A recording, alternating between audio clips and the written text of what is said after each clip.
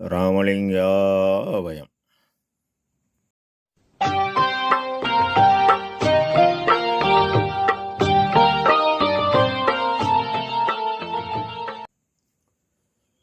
அருட்பெரும் ஜோதி அருட்பெரும் ஜோதி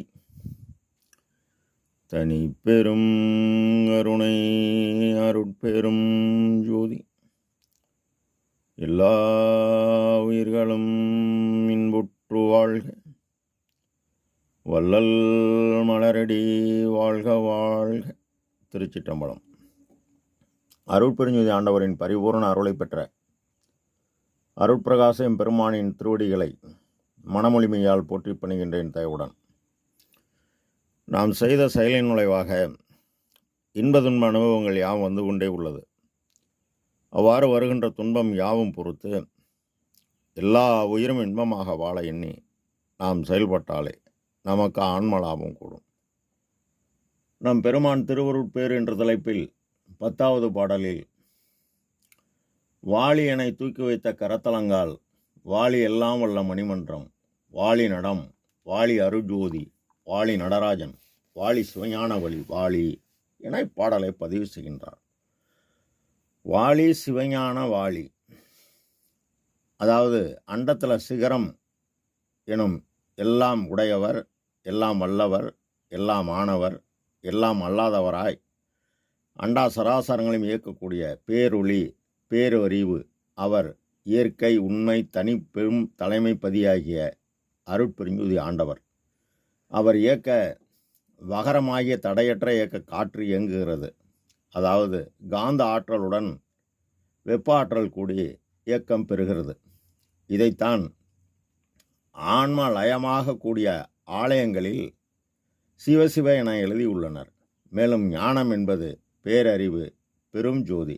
இதனை மேலும் சிவம் இல்லையேல் சக்தி இல்லை, சக்தி இல்லையேல் சிவம் இல்லை என்பார்கள். இவை யாவும் காரணம் கண்ணுக்கு புலப்படாது. அண்டத்தில் உள்ளது யாவும் பிண்டத்தில். காரணமாகிய பேரொளி சூழதேகத்தில் சூக்குமமாக ஆன்ம அணு ஒளி ஒளிக்குள் ஒளியாக அகரமாக நின்று இயக்க இந்த ஜீவன் வகரமாகிய காற்றை உகரமாகிய இந்த ஜீவன் ஜீவித்து வாழ்கிறது. ஞானம் என்பது சிற்றறிவாக உள்ளது. இது பேரறிவாக மாறணும். இதனை அகவலில் சிகரமும் வகரமும் சேர்தனி உகரமும் அகரமும் ஆகிய அருட்பெருஞ்சோதி என்பார்.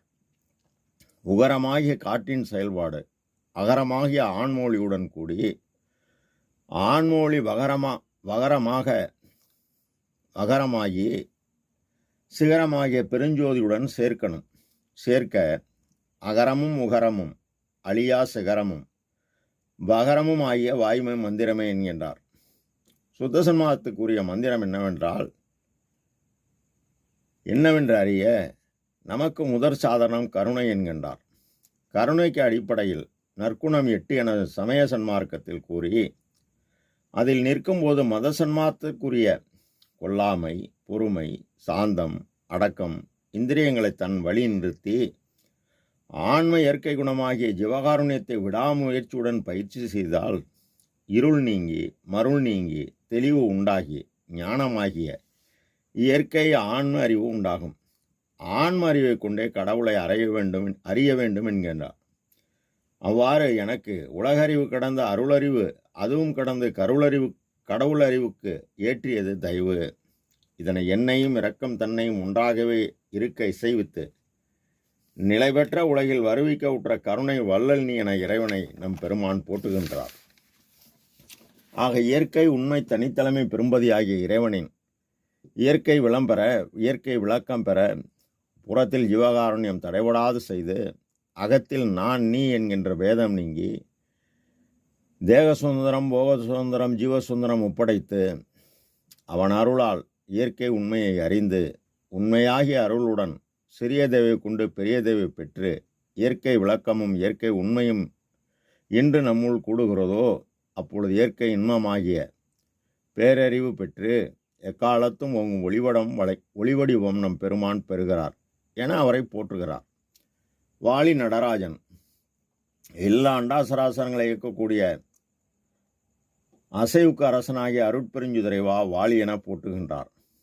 இதனை நடராஜபதி மாலை 18ஆம் பாடலில் ஒருவரும் அட்டங்கள் அத்தனையும் அருள்வெளியில் உரு சிறு அணுக்களாக ஊட செய்ய அவ்வெளியின் நடுநின்று நடனமிடும் உருபெருங்கருணை அரசே மருவியனை ஆட்கொண்டு மகனாக்கி அழியா வரம் தந்தமை தந்தையே மணிமண்டில் நின்ற தெய்வமே எல்லாம் செய்யவல்ல நடராஜ பதியே என போற்றுகின்றார்.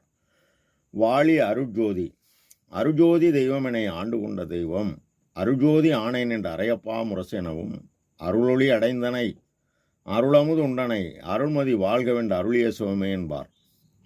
அருள் என்பது கடவுள் தயவு, ஜோதி என்பது பேராற்றல். ஒரு ஜீவன் மற்றொரு ஜீவனுக்கு பசித்துப்பம் கண்டு பசியை நீக்கி சிறிய தகவு பலகாலம் செய்து பெற்று ஆண்டவன் இந்த உடலாலயத்தில் புருவமத்தியில் உள்ளுள்ளதாய் அவரிடம் அன்பு செலுத்தி அவ்வாறு அன்பு செலுத்த இறைவன் ஜீவர்களுக்கு வழங்குவது அருள். ஜோதி என்பது நீ பரோபகாரம் செய்ததால் உனக்கு ஆற்றல் கூடும். பசி இறைவனால் வழங்கப்பட்ட உபகார கருவி. எனவே உபகார சக்தி கூடு இது ஆண்மறிவுடன் கூடி இறைவனின் ஜோதியாகிய பேராற்றல் கூடும். அப்போ அருஜோதி என்பது இறைவனின் தயவு பேராற்றல் கூடியது. எனவே இயற்கை உண்மை கடவுளை போற்றுகின்றார். வாலி நடம் இயக்கம் அண்டத்தில் சிகரம் இயக்க வகரம் இயங்குகிறது, பிண்டத்தில் அகரம் இயக்க உகரம் இயங்குகிறது.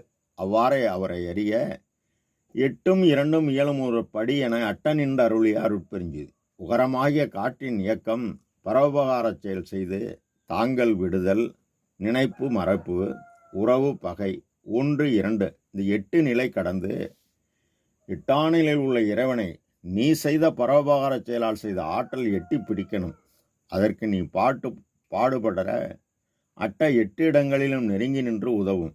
அப்போ அவன் அருளால் அவன் ஒளியாக உள்ள இடத்தை பணிய 8 மண்ட அறிவித்து இணைந்தனை பட்டி மண்டபத்தில் பதித்தமை தந்தையை என போற்றுகின்றார். நீ பரோபகார செயல் உன்னுள் உள்ள இறைவனை காண பாடுபடணும். அப்பதான் சித்திகள் ஆற்றல்கள் எல்லாம் தெளிந்திட எனக்கே சத்தியை அதாவது பவரளித்த தயவுடை தாயே என்கின்றார். வாலியனை தூக்கி வைத்த கரத்தலங்கால் வாலி எல்லாமுள்ள மணிமன்றம். கங்கை என்பது புண்ணிய நதி என்பார்கள். அதாவது கம் பிளஸ் கை. கம் என்பது தலை, கை என்பது அனுபவம். கரத்தலங்கால் இவருடைய இறை அக அனுபவம் யாவும் தன்னுள் உள்ள தலைவனை கண்ட அனுபவம். இதனை முதற் பாடலில் கூறி இப்பாடலில் 133 நடராஜாரங்கத்தில் முதல் பாடலில் தெளிவாக்கினார். இப்போது 4336ஆம் பாடலில் அன்னப்பாற்பால் அழகாம் நிலையூடே அம்பலம் செய்து நின்றாடும் அழகர் அதாவது புருவமத்தி துண்ண பார்த்து என்னுயிர் தோழியும் நானும் சூதாடுகின்ற அச்சூழலிலே வந்து உன்னை பார்த்து உன்னுள்ளே என்னை பாராதே ஊரை பார்த்து ஓடி உழல்கின்ற பெண்ணே என்னை பார் என்கின்றார் என்னடி அம்மா, என் கை பிடிக்கின்றார் என்னடி அம்மா. ஆக இவர் இறை அக அனுபவத்தில் அருளிய அகவல் ஞானசரியை உத்தரஞான சிதம்பரம் மாலை அருள்விளக்க மாலை அனுபவ மாலை இவை யாவும் பெருமான் தான் கண்ட அனுபவத்தை எல்லோரும் பெற வேண்டுமென ஏன் உரைத்தான் என்றால் இரக்கத்தால் எடுத்துரைத்தேன். நான் அடையும் பயன்தனை நீதான் அடைதல் குறித்து என்கின்றார்.